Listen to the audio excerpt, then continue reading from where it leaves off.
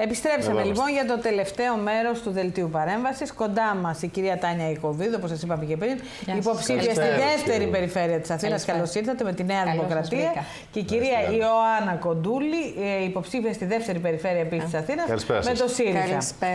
Πριν όμως ξεκινήσουμε τη συζήτησή μας με τις δύο κυρίες, πάμε να παρακολουθήσουμε ένα βίντεο με το τι πιστεύουν οι πολίτες για τις κυβερνήσεις συνεργασίας. Συνεργασίας χρειάζεται ο τόπος, πιστεύω. Αυτή τη στιγμή δεν υπάρχει κάποιο δυνατό κίνημα να τραβήξει το 50% των Ελλήνων και νομίζω ότι πρέπει όλοι να ρίξουν τους τόνους και να συνεργαστούν, λαμβάνοντας υπόψη ο ένας τι έχει ανάγκη ο άλλος. Συνεργασίες. Κυβέρνηση συνεργασίας. Ο τόπος έχει ανάγκη από ανθρώπους που αγαπούν τον τόπο, από ανθρώπους που έχουν ζήσει διάφορες καταστάσεις που έχει περάσει αυτός ο τόπος, και όλοι αυτοί οι άνθρωποι να συνεργαστούν έτσι ώστε να βγει κάτι καλύτερο. Είτε προέρχονται από την εκπαίδευση, είτε από τις τέχνες, είτε από οπουδήποτε, σε συνεργασία με ανθρώπους που είναι χρόνια στην πολιτική για να κάνουν κάτι καλύτερο. Συνεργασία πρέπει να υπάρχει και πρέπει να έχουμε πρώτα εμείς μεταξύ μας και οι πολιτικοί. Οι πολιτικοί πρέπει να μας δείξουν πώς και εμείς μεταξύ μας για να πάει ο κόσμος καλύτερα. Το βασικότερο το οποίο πρέπει να υπάρξει σε αυτή τη χώρα είναι συνεννόηση από όλες τις πολιτικές δυνάμεις, από όλα τα μέτωπα, προκειμένου να υπάρξει μια κοινή πολιτική. Καταρχήν είναι δύσκολο να βγει η αυτοδύναμη κυβέρνηση, αδύνατο για μένα. Αλλά θα προτιμούσα συνεργασίες. Συνεργασίας. Αυτοδύναμη. Οπωσδήποτε κυβέρνηση συνεργασίας με ευρωπαϊκή προοπτική. Διότι είμαστε Έλληνες, αλλά είμαστε και Ευρωπαίοι. Κυρία Ιακωβίδου, λοιπόν, άρωμα γυναίκα στη Β' Περιφέρεια της Αθήνας και οι δύο. Θέλω να σας ρωτήσω καταρχήν ποια είναι τα προβλήματα που σας μεταφέρουν οι γυναίκες εκεί. Λένε ότι η δεύτερη περιφέρεια βγάζει και κυβέρνηση, έτσι δεν είναι? Η δεύτερη περιφέρεια είναι όντως η μεγαλύτερη περιφέρεια της χώρας. Δύσκολη περιφέρεια. Απλά είναι δύσκολη. Εγώ, κατά την άποψή μου, θεωρώ ότι κάποια στιγμή θα πρέπει να γίνει ουσιαστικά μία διάσπαση. Το λένε όλοι, βέβαια, θα δούμε τώρα. Πότε είναι αχανής, δεν μπορείς να τη γυρίσεις σε προεκλογική περίοδο. Η αλήθεια είναι ότι όσοι κατεβαίνουμε, ανεξάρτητα από το αν ανήκουμε στη Νέα Δημοκρατία ή σε οποιοδήποτε άλλο κόμμα, και νομίζω πραγματικά ότι και εσείς μπορείτε να το επιβεβαιώσετε, κύριε Κοντούλη, είναι γεγονός ότι επειδή είναι αχανέστατη, δεν προλαβαίνεις να γυρίσεις όλες τις περιοχές. Βέβαια, βοηθάει και η τηλεόραση. Έχεις εικόνα των προβλημάτων. Εντάξει, θα σας πω το εξής: την εικόνα των προβλημάτων δεν περιμένεις να την έχεις μόνο την περίοδο, ας πούμε, των εκλογών. Ουσιαστικά την εικόνα των προβλημάτων την έχεις από τη στιγμή που μπαίνει. Εγώ προσωπικά, λόγω δημοσιογραφίας, και το ξέρει και η κυρία Παπαδάκου, έχω εικόνα, γιατί έχω συνηθίσει να είμαι έτσι. Δηλαδή, εμένα η καθημερινότητά μου είναι να αφουγκράζομαι ποια είναι τα προβλήματα, τι γίνεται και να έχω μια σφαιρική άποψη για τα πράγματα. Τι σας λέει λοιπόν η εικόνα που σχηματίζετε τώρα, τι σας λέει? Θα σας απαντήσω. Γιατί έχει θυμώσει ο κόσμος και έχουμε αυτά τα αποτελέσματα των δημοσκοπήσεων. Εσείς είσαστε δημοσιογράφος, δεν τα αμφισβητείτε, έτσι, αυτά τα αποτελέσματα? Κοιτάξτε, εγώ πιστεύω ότι οι δημοσκοπήσεις δείχνουν μια εικόνα εκείνη τη δεδομένη στιγμή και ουσιαστικά απεικονίζουν μια κατάσταση, μια κοινωνική πραγματικότητα όταν γίνονται. Από εκεί και πέρα όμως υπάρχουν ποιοτικά χαρακτηριστικά στις δημοσκοπήσεις που έχουν τρέξει το τελευταίο διάστημα που δεν μπορούμε βεβαίως να τα περάσουμε αυλεπή, όπως είναι για παράδειγμα το γεγονός ότι προηγείται στην καταλληλότητα για πρωθυπουργία ο κύριος Αντώνης Σαμαράς. Εντάξει, όμως θα μου επιτρέψετε να πω ότι παραμένει το ισχυρό χαρτί της Νέας Δημοκρατίας ο πρωθυπουργός της χώρας και νομίζω ότι αυτό κανείς δεν μπορεί να το αμφισβητήσει. Από εκεί και πέρα θα γίνει ανατροπή, λέτε, μπορεί να γίνει ανατροπή? Ναι, εγώ πιστεύω ότι είναι μεγάλο το ποσοστό των αποφάσιστων. Βλέπω ότι κάθε μέρα, επειδή γυρνάω εγώ προσωπικά από περιοχή σε περιοχή και μιλάω με πάρα πολλούς ανθρώπους, πιστέψτε με, βλέπω ότι όταν τους εξηγείς κάποια πράγματα και κυρίως πώς λειτουργεί η Ευρώπη, τι έχουμε κάνει μέχρι στιγμής και τι θέλουμε να κάνουμε στο μέλλον, αλλά και οι διαφορές σε σχέση με το κόμμα της αξιωματικής αντιπολίτευσης, οι πολίτες όχι απλά μαλακώνουν, καταλαβαίνουν, κατανοούν. Το ζήτημα είναι ότι χρειαζόμασταν ίσως και περισσότερο χρόνο. Δηλαδή, θα θέλαμε ενδεχομένως αυτή η προεκλογική εκστρατεία να είναι μεγαλύτερη. μεγαλύτερη για να μπορέσουμε να πείσουμε ακόμη περισσότερο και πιο εύκολα τον κόσμο. Αλλά έχουμε φτάσει σε ένα κομβικό σημείο και θεωρώ ότι οι πολίτες μέρα με την ημέρα, δεδομένου ότι δεν βλέπουν και μία στάση από πλευράς, αυτή είναι η άποψή μου, του κόμματος της αξιωματικής αντιπολίτευσης, η οποία να είναι αξιόπιστη και να κάνει τους πολίτες να αισθάνονται ασφαλείς για την επόμενη μέρα. Αυτό καταγράφεται στα ποιοτικά χαρακτηριστικά των δημοσκοπήσεων και μάλιστα μου είχε κάνει εντύπωση στις τελευταίες δημοσκοπήσεις που έχουν τρέξει, στο ερώτημα αν. Τι είναι αυτό που σας φοβίζει περισσότερο, αν θα έχουμε μια κυβέρνηση Νέας Δημοκρατίας που θα έρθει να επιβάλλει μέτρα λιτότητας κτλ. Που δεν υπάρχει όμως αυτό στην πορεία, γιατί δεν πρόκειται να προχωρήσουμε σε νέες μειώσεις μισθών και συντάξεων. Οι όποιες αλλαγές κάνουμε από εδώ και πέρα είναι το μεταρρυθμιστικό περιεχομένο. Ωραία, αν σας φοβίζει λοιπόν αυτό ή σας φοβίζει μια κυβέρνηση ΣΥΡΙΖΑ η οποία θα τα βάλει όλα σε ένα τραπέζι, θα ρίξει τη χώρα στα ζάρια και ουσιαστικά θα τεινάξει τα πάντα στον αέρα, οι πολίτες λοιπόν απαντούν. Μας φοβίζει μια τέτοια κυβέρνηση και δεν μας φοβίζουν τα μέτρα λιτότητας. Αυτό λοιπόν δεν μπορούμε να το περάσουμε σε καμία περίπτωση. Έτσι είναι. Θέλω να σας ρωτήσω το εξής. Ακούσατε και το βίντεο. Στην κουλτούρα της αριστεράς καταρχήν είναι η κυβερνήση συνεργασίας. Παρ' όλα αυτά εσείς τον τελευταίο διάστημα μετεπιτάσεως λέτε ότι θέλουμε αυτοδυναμία και ο κύριος Τσίπρας, τον άκουσα και απόψε, ότι είμαστε κοντά, είμαστε η επόμενη κυβέρνηση, μπόνοι μας κλπ. Λέτε για να διαπραγματευτείτε, να έχετε το περιθώριο να διαπραγματευτείτε. Θέλω όμως να σας ρωτήσω, εκεί που μιλάτε με τους πολίτες, στη δεύτερη περιφέρεια της Αθήνας, το θέμα της ασφάλειας πόσο τους απασχολεί και ποια είναι τα προβλήματα της καθημερινότητάς τους? Ωραία. Να το πάρουμε συνολικά το πράγμα. Καταρχάς, να τοποθετηθώ ότι πραγματικά σε κανονικές συνθήκες, όπως το λέω, και σε ένα υγιές πολιτικό περιβάλλον, η κυβερνήση συνεργασίας είναι για μένα προσωπικά ό,τι το καλύτερο. Και βλέπετε ότι και ο κόσμος αυτό θέλει. Για το ΣΥΡΙΖΑ δεν θα το σκεφτόταν. Μισό λεπτό να σας πω. Δυστυχώς όμως, οι κυβερνήσεις συνεργασίας, ιδιαίτερα στην Ελλάδα, με το που θα ακούει ο πολίτης κυβέρνηση συνεργασίας, θα τρέχει να κρυφτεί. Γιατί οι κυβερνήσεις συνεργασίας. Στην εμπειρία, λέει. Βέβαια. Οι κυβερνήσεις συνεργασίας στον τόπο αυτό τον κατέστρεψαν. Αυτή είναι η αλήθεια. Δεν ξέρω, εγώ στις περιοχές που γυρνάω και πραγματικά η Β' Αθήνας είναι αχανής. Επισκοπού είναι αχανής. Δεν σας βάζουν στο τραπέζι θέμα ασφάλειας? Επισκοπού θα σας πω τι βάζουν στο τραπέζι. Η ανασφάλεια της καθημερινότητας. Η ανασφάλεια του να γεμίσει το τραπέζι. Η ανασφάλεια του να βρουν τα αναγκαία. Ξέρετε, γιατί και πριν την κρίση δεν είμαστε όλοι στο ίδιο επίπεδο. Η κρίση αυτή έχει φέρει κάποιους ανθρώπους σε απόγνωση. Καμιά φορά συλλογίζομαι, γιατί εντάξει όλους μας έχει πλήξει η κρίση.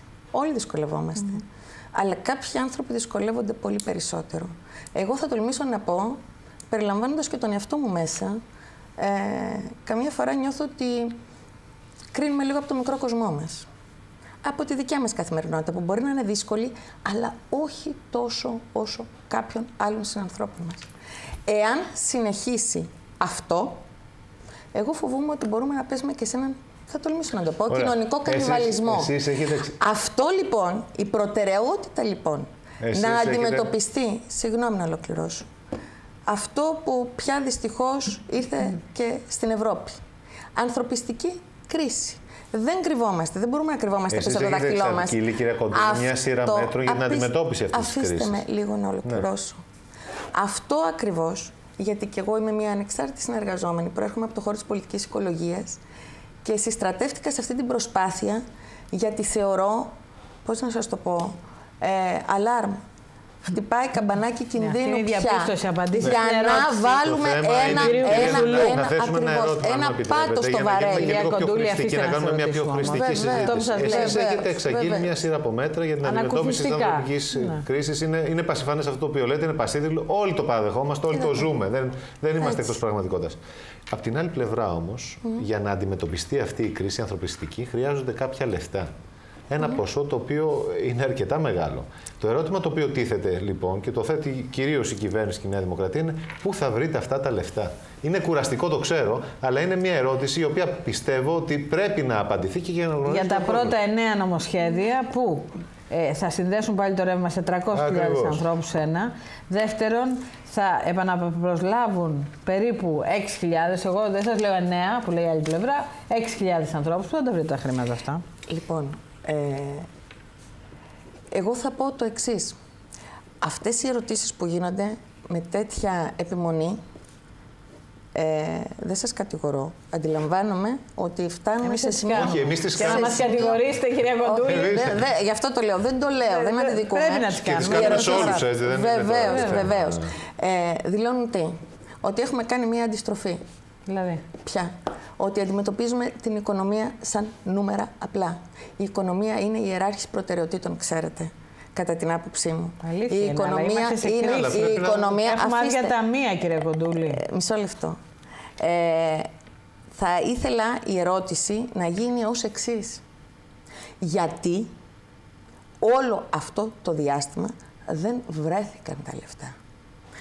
Και γιατί και τι έχουν κάνει αυτές οι κυβερνήσεις ώστε να μην έχουν βρεθεί χρήματα. Αλλά για το παρελθόν, όχι. Η κυβέρνηση θα κρυφτεί για το τι έχει πράξει. Εγώ λοιπόν θεωρώ ότι ο ΣΥΡΙΖΑ, και χωρίς να διατείνομαι ότι είμαι η οικονομολόγος, το επιτελείο του ΣΥΡΙΖΑ έχει κάνει μια κοστολόγηση. Προσωπικά δεν θα την αμφισβητήσω, γιατί έχω την άποψη και την πεποίθηση ότι για να περπατήσει ο τόπος δεν μπορεί να λειτουργούμε με τη μόνο λογική, με τα οικονομικά με τα οικονομίστικα. Ξέρετε, δεν είναι παροχές. Δεν είναι παροχές. Κυρία Ιακωβίδου, θέλω να σας ρωτήσω κάτι συγκεκριμένο. Ό,τι θέλετε. Κάτι συγκεκριμένο. Λοιπόν, γιατί εσείς θα διαφωνούσατε με το να έχουν ρεύμα άλλοι 300.000 άνθρωποι, συνάνθρωποι μας που έχουμε δει ρεπορτάζ, έχουμε δει έρευνες, έτσι είναι τραγική κατάσταση και εκεί κάτω στον Πειραιά, αλλά και στην Αθήνα, στην περιοχή σας, στην περιφέρειά σας. Γιατί διαφωνείτε λοιπόν με το να συνδεθούν πάλι με το ρεύμα? Γιατί τώρα λέτε για κατάργηση του έμφυα, για μέτρα ανακουφιστικά απέναντι στον πολίτη και δεν τα κάνετε όλο αυτό το διάστημα? Γιατί δεν τα κάνετε τα 2,5 χρόνια? Γιατί μας λέγατε για πλεόνασμα και από την άλλη υπάρχουν 300.000 άνθρωποι χωρίς ρεύμα, κυρία. Θα σας απαντήσω. Όσον αφορά, θα μου επιτρέψετε να πω ότι όσον αφορά το δωρεάν ρεύμα το οποίο υπόσχεται ο ΣΥΡΙΖΑ, ήδη εμείς έχουμε προχωρήσει μέσα από συνέργειες με τους Δήμους σε ένα φθηνό οικιακό τιμολόγιο και υπάρχει μια χαμηλή τιμολογιακή πολιτική, όπου τους δίνεται η δυνατότητα πραγματικά, το ξέρω, έτσι, αλλά να ξέρετε όμως ότι και οι Δήμοι, ειδικά πάνω σε αυτό το κομμάτι, επειδή έχουν αναλάβει όλο αυτό το φάσμα της εφαρμογής της κοινωνικής πολιτικής, κάνουν πάρα πολύ καλή δουλειά και αυτό που γνωρίζω είναι ότι πλέον δεν υπάρχουν σπίτια όπως το παρελθόν που ναι, συνέβαιναν αυτά, τα οποία ακριβώς συνέβαιναν. Αλλά τώρα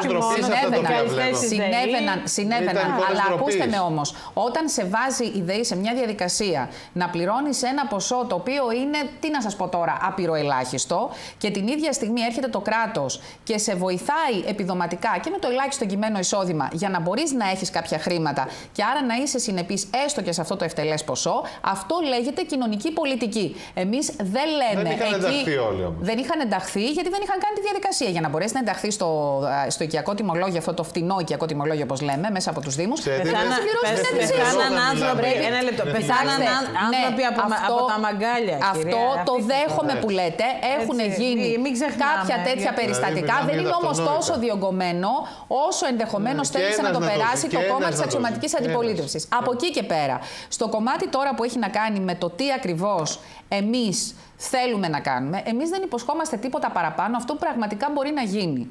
Είμαστε σε μια φάση που συζητάμε με τους εταίρους, ήδη έχει ξεκινήσει συζήτηση από το 2012 για το θέμα του χρέους. Θέλαμε να κλείσουμε την αξιολόγηση, να πάρουμε την επόμενη δόση τα 7,2 δις και από εκεί και πέρα να προχωρήσουμε έχοντας δύο κεντρικούς άξονες. Ο ένας βεβαίως είχε να κάνει με την πιστωτική γραμμή στήριξης, που μπορεί να μας βοηθήσει σαν μαξιλάρι ασφαλείας, εφόσον δεν μπορούμε τώρα ακόμη να βγούμε στις αγορές με όλο αυτό το κλίμα της πολιτικής ρευστότητας. Η Είναι αδύνατον αυτή τη στιγμή, παρά το γεγονός ότι το είχαμε καταφέρει. Είχαμε βγει τμηματικά και είχαμε. Τα εκτοξεύτηκαν μετά το διαβόητο.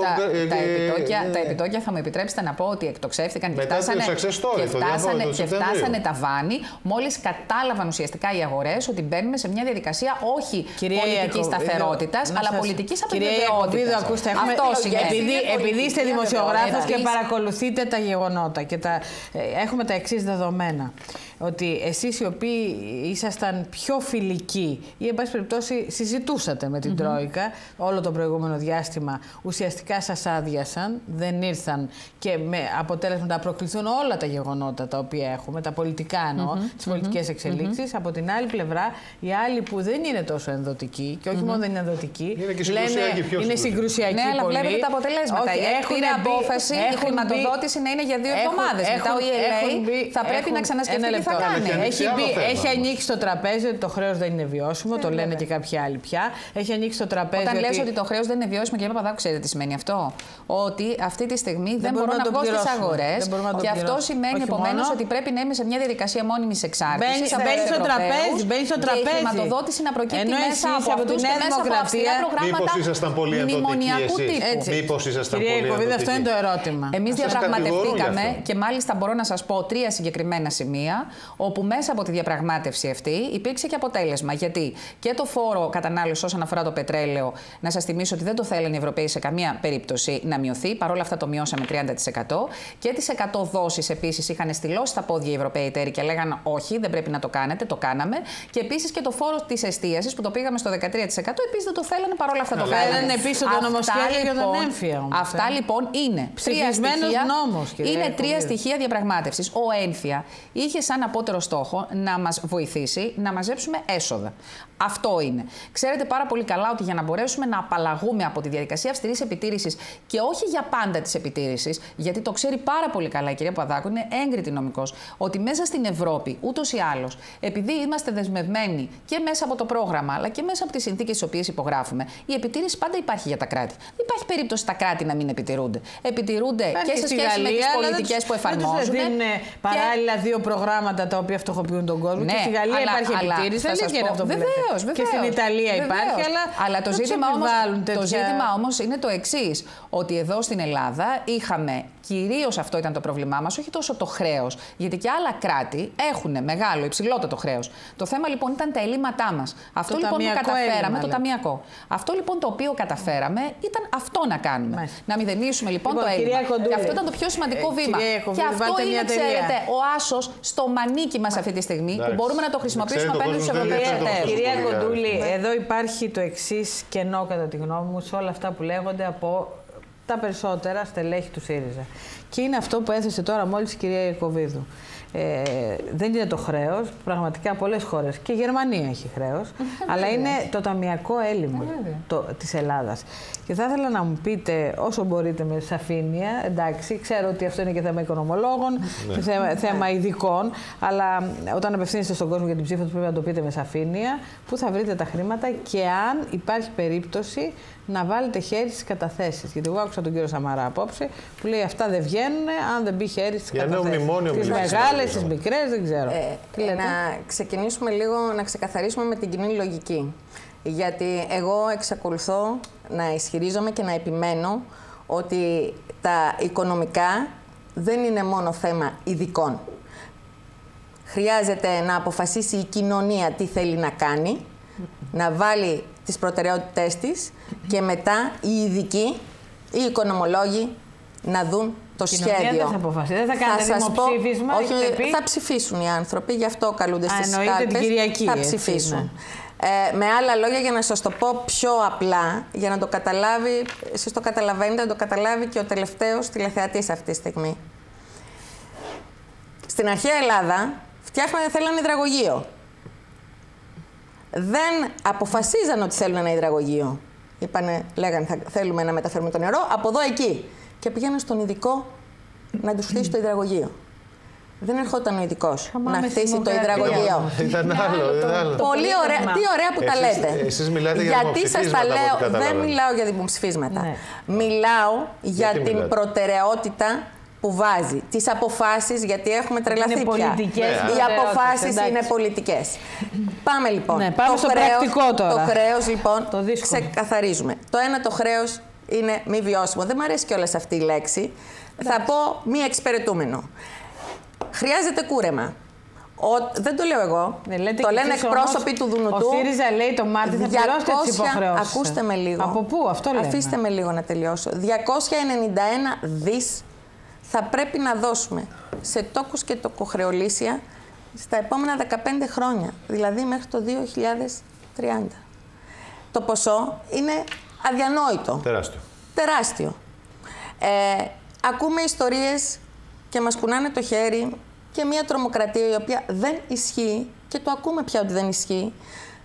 Περί Brexit, ό,τι θέλετε έχουμε ακούσει. Όχι, η κυρία Λαγκάρντ βγήκε απόψε, είπε ότι δεν υπάρχει τέτοιο θέμα. Θα κοστίζει πολύ περισσότερο στο Γερμανό, 90 δις η αποχώρηση, από ένα κούρεμα, το οποίο θα πάει 40 δις, θα τους κοστίσει στους Γερμανούς.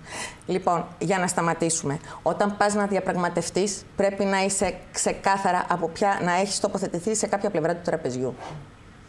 Ήδη διαρρέουν, ήδη λέγονται πράγματα ότι όταν πήγαιναν έξω να διαπραγματευτούν, συμφωνούσαν μια χαρά και έρχονταν εδώ άρα και μας λέγανε... διαπραγμάτευση, λέτε. Προφανώς. Από την άλλη όμως, μας έχουν δανείσει λαοί. Και αυτοί οι λαοί θα κληθούν. Ή γινόταν μια διαπραγμάτευση, όχι επωφελία των πολλών. Όχι με στόχο να προστατευτούν οι πολλοί. Γιατί υπάρχει μια λίστα. Κυρία Κοντούλη, γιατί μια κυβέρνηση να θέλει να κάνει μια διαπραγμάτευση που δεν είναι υποφελία του λαού της. Στο κάτω-κάτω αυτό θα το χρεωθεί, θα το λουστεί και πολιτικά. Αύριο δεν θα την ψηφίσουν. Γιατί το λέτε έτσι τώρα, πώς το λέτε αυτό? Εγώ θα το πω απλά. Οι κυβερνήσεις δεν είναι χωρίς ιδεολογία και χωρίς πρόσημο. Μην τα αποειδεολογικοποιούμε όλα.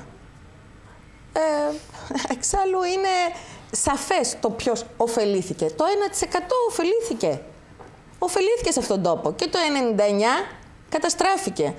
Τι θέλουμε να πούμε, ότι αυτό έγινε τυχαία? Έχετε οικολογική προέλευση εσείς, το είπατε και μόνοι σας, προέρχεστε από το χώρο της οικολογίας. Για πείτε μας λίγο για τους υδρογονάνθρακες. Είχατε βάλει θέμα, αν δεν θυμάμαι καλά. Στην Κύπρο είχαν θέσει θέμα, ναι. Κύπρο, ναι. Πολύ σωστά θυμάσαι. Εσείς τι εκτιμάτε για την αξιοποίηση των αποθεμάτων αυτών που θα μπορούσαν ίσως να λύσουν εν μέρη ως εγγύηση και το θέμα το οικονομικό. Εγώ θα πω την προσωπική μου άποψη. Θεωρώ ότι παράλληλα με τη διαπραγμάτευση, ένα πολύ σημαντικό κομμάτι, γιατί πραγματικά έτσι όπως δέθηκε ο τόπος, ναι μεν πρέπει να γίνει διαπραγμάτευση, αλλά παράλληλα θα πρέπει να συγκροτήσουμε ένα σχέδιο παραγωγικής ανασυγκρότησης της χώρας. Αυτό το παραγωγικό μοντέλο το οποίο ακολουθήσαμε επί δεκαετίες και είναι λίγο πολύ κυρίαρχο, είναι ένα μοντέλο που καταστρέφει και καταναλώνει και τους ανθρώπινους και τους φυσικούς πόρους. Για τις γεωτρήσεις, για πείτε μας οι γεωτρήσεις λοιπόν είναι μία επιλογή αυτού του παλιού μοντέλου, κατά την άποψή μου. Να σταματήσουμε. Και ιδιαίτερα, προσωπική μου άποψη και θα την πω. Ιδιαίτερα λοιπόν σε ένα χώρο σαν τον τόπο μας, με τόσα παράλια, που όλοι πια λένε ότι η τουριστική αξιοποίηση... Επανεξέταση λέτε τώρα, κατάλαβα καλά. Εγώ συμφωνώ. Εγώ θεωρώ ότι το μοντέλο το αναπτυξιακό της χώρας θα πρέπει να απεξαρτηθεί από τα ορυκτά καύσιμα. Και δεν το λέω μόνο εγώ. Το λέει η άνοδος της θερμοκρασίας. Μιας και ακούμε τώρα για πολιτικές οι οποίες πρέπει να ακολουθούν. Το τελευταίο διάστημα είδαμε ότι η κυβέρνηση έχει υποστεί μια μεταρρυθμιστική κόπωση. Ότι ουσιαστικά πηγαίναμε καθαρά σε δημοσιονομικά μέτρα και κανόνες, τα οποία έπληταν τους πολίτες και το βλέπετε και εσείς τα αποτελέσματα και τα δημοσκοπικά. Από την άλλη όμως δεν προχωρήσαμε στον εξορθολογισμό του κράτους, στην πάταξη της φοροδιαφυγής, στην πάταξη της διαφθοράς, στην πάταξη του οικονομικού εγκλήματος, στην πάταξη της λαθρεμπορίας. Εσείς ήσασταν στη γραμματεία για την αντιμετώπιση της διαφθοράς. Ακριβώς. Έτσι, πολύ κοντά στον κύριο Σούρλα. Πιστεύετε ότι κάναμε? Ο οποίος είχε καταγγείλει, είχε ανοίξει υποθέσεις, λαθρεμπόριο καυσίμων που λένε από εδώ ότι κινήσεις. Θα έχει μεγάλα έσοδα. Και γνωρίζουμε πάρα πολύ καλά ότι δημιουργήθηκαν και θεσμοί προκειμένου να λειτουργήσει καλύτερα το σύστημα αυτό, δηλαδή καταπολέμησης της διαφθοράς. Εγώ πιστεύω ότι χρειαζόταν και μια εντατικοποίηση και ακόμη μεγαλύτερη προσπάθεια. Πολιτική βούληση υπήρχε. Αλλά πρέπει να έχεις αντίστοιχα και τις συνέργειες εκείνες αλλά και τους μηχανισμούς στην πράξη. Δηλαδή, δεν φτάνει μόνο να είναι ο εισαγγελέας κατά της διαφθοράς, αλλά πρέπει να έχει και τον αντίστοιχο μηχανισμό, δηλαδή το προσωπικό εκείνο το οποίο θα είναι έμπειρο και εξειδικευμένο για να μπορεί να έχει αποτέλεσμα. Για παράδειγμα, λέω τώρα, μιας και αναφερθήκατε. Εμπόδια υπήρξαν από συμφέροντα. Τα ζήσατε από συμφέροντα, από παρεμβάσεις, από επιχειρηματίες που δεν θέλαν τους ελέγχους. Θα σας απαντήσω. Από επιχειρηματίες που λεγόταν ότι ήταν πολύ κοντά στο Μέγαρο Μαξίμου. Θα σας απαντήσω. Εγώ έχω την αίσθηση, όσο διάστημα τουλάχιστον βρέθηκα στον κύριο Σούρλα, ότι εκείνος από την πλευρά του έκανε ό,τι ήταν ανθρωπίνως δυνατό. Όχι, δεν είναι έτσι. Γιατί γνωρίζω ότι και επαφή με το Μαξίμου είχε, ενημέρωνε συνεχώς για όλες τις κινήσεις και ήταν και σε συνεργασία με το Μαξίμου. Δεν ήταν απομονωμένο στη γωνία. Ξέρω ότι υπήρχε ένα τριψήφιο νούμερο, το οποίο το χρησιμοποιούσε, χτυπούσε. Πολλές φορές ο ίδιος ο Πρωθυπουργός τον είχε καλέσει. Και αυτό, αν μη τι άλλο, δείχνει ότι υπήρχε από πλευράς του Πρωθυπουργού μια στόχευση. Να κάνουμε ό,τι μπορούσαμε. Βεβαίως και το διάστημα ήταν πάρα πολύ μικρό, θα μου επιτρέψετε τη διαφορά. Δεν μπορείς να τη χτυπήσεις μέσα σε 1 και 2 μήνες. Όταν είναι λοιπόν μέσα στα θεμέλια ριζωμένη του ελληνικού κράτους, θέλει πραγματικά καλή τεχνογνωσία, έμπειρο δυναμικό και θέλει και αυτό που λέμε αποφασιστικότητα από πλευράς των μηχανισμών που υπάρχουν μέσα στο δημόσιο για να μπορέσει να το διεκπεραιώσει. Πολιτική βούληση. Εγώ προσωπικά, όσον αφορά τον Πρωθυπουργό, υπήρξε γιατί έβαλε τον κύριο Σούρλα γραμματέα στο συγκεκριμένο πόστο. Γιατί είναι κρίσιμες αυτές οι εκλογές? Μια φράση θα μας πείτε και μια φράση, κυρία Ιακωβίδου, γιατί τελειώσαμε. Είναι κρίσιμες αυτές οι εκλογές και στην κάλπη θα πρέπει, κατά την άποψή μου, να εκφραστεί η συστράτευση όλων των υγιών δυνάμεων, έτσι όπως το λέω, οικολογικών, αριστερών, σοσιαλιστικών ασυμβίβαστων, γιατί και αυτή η έννοια έχει καταρακωθεί, έτσι ώστε να στηθούμε ξανά τον τόπο στα πόδια του με αξιοπρέπεια και να κοιτάξουμε μπροστά. Αυτές οι εκλογές είναι κρίσιμες, γιατί φοβάμαι ότι αν τελικώς αποφασίσουμε να στυλώσουμε τα πόδια και να προσπαθήσουμε με το έτσι θέλω, όπως λέει ο ΣΥΡΙΖΑ, να επιβάλλουμε στους Ευρωπαίους αυτό που πιστεύουμε ότι πρέπει να γίνει στη χώρα σε σχέση με το χρέος και δεν μείνουμε μέσα στο πρόγραμμα, θα διακοπεί η χρηματοδότηση και θα ζήσουμε εικόνες Κύπρου στην Ελλάδα. Το γεγονός ότι ο ELA, η χρηματοδότηση είναι για 2 εβδομάδες, σημαίνει ότι μας δίνουν ένα μικρό περιθώριο. Χρόνου. Καράταση χρόνου. Κυρία Κοντούλη, καλή τύχη. Καλή προσωπική επιτυχία. Και σε εσάς, κυρία Ιακωβίδου, ευχαριστούμε. Και εσάς, κυρίες και κύριοι, αύριο σε 9 το βράδυ, όπως κάθε βράδυ, με ένα 2ωρο ζωντανό πολιτικό διάλογο και με πάρα πολλές αντεκλήσεις, αλλά με πολύ ζωντανή. Και εδώ πέρα στο Channel 9 σας ευχαριστούμε πάρα πολύ για την ανοχή σας και την υπομονή σας. Καλό βράδυ.